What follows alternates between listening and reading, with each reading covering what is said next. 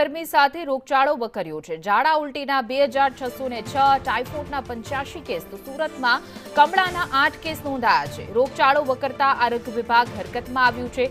આરોગ્ય વિભાગનો 1.33 લાખ ઘરમાં સર્વે કરવામાં આવ્યો। પાણીપુરી, આઈસ ડીશ અને આઈસ્ક્રીમના સેમ્પલ લેવામાં આવ્યા છે। લગભગ અલગ અલગ વિસ્તારમાંથી 250 સેમ્પલ લેવામાં આવ્યા છે। જે રીતે ઉનાળાની શરૂઆત થઈ છે તો સાથે રોગચાળો પણ એટલો જ વકર્યો છે। ઝાડા ઉલટીના 2606 કેસ નોંધાયા।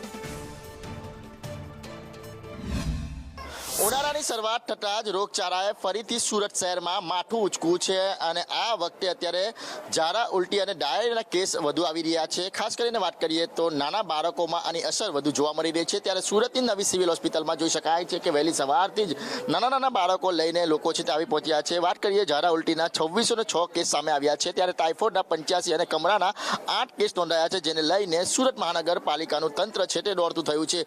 લોકો સાથે વાત કરીશું। બેન, क्या हुआ था इनको? कुछ नहीं हुआ है, आंखों में थोड़ा पानी आ रहा है, बस ऐसे सर्दी हुआ है। सर्दी हुआ है? सर्दी जो कब से?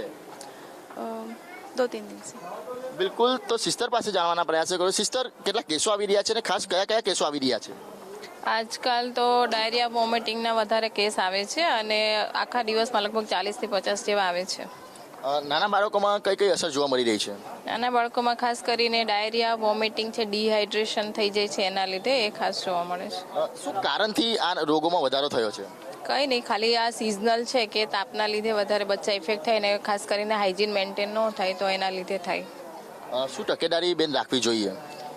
ખાસ કરીને તો હાઇજીન મેન્ટેન કરવાનું છે। બાળકોને તાપમાં ઓછા ફરવા દેવાના છે અને પાણી છે તે ઉકાળીને પીવડાવવાનું, બચ્ચાઓને હાઇજીન મેન્ટેન કરવાનું। બિલકુલ, તો સુરતની નવી સિવિલ હોસ્પિટલ છે તે અત્યારે દર્દીથી ઉભરાઈ રહી છે। ખાસ કરીને વાત કરીએ તો હવે તંત્ર દોડતું થયું છે ને રેપિડ ટેસ્ટના જે કહેવાય કે તે પણ કરવામાં આવી રહ્યો છે। ખાસ કરીને વાત કરીએ તો મહાનગરપાલિકાનું અલગ અલગ તંત્ર છે તે અલગ અલગ ટીમ બનાવીને અત્યારે આ રીતના જે રોગચાળા ડામવા માટેનો પ્રયત્ન કરી રહ્યો છે। સુરત શહેરમાં ગરમીની શરૂઆત થઈ છે અને ગરમીની શરૂઆતની અંદર જ હવે રોગચાળાએ માથું ઉંચક્યું છે અને તંત્ર છે તે દોડતું થયું છે। કેમેરા પર્સન ભૂષણ ચૌધરી સાથે મનીષ પરમાર, સંદેશ ન્યૂઝ, સુરત।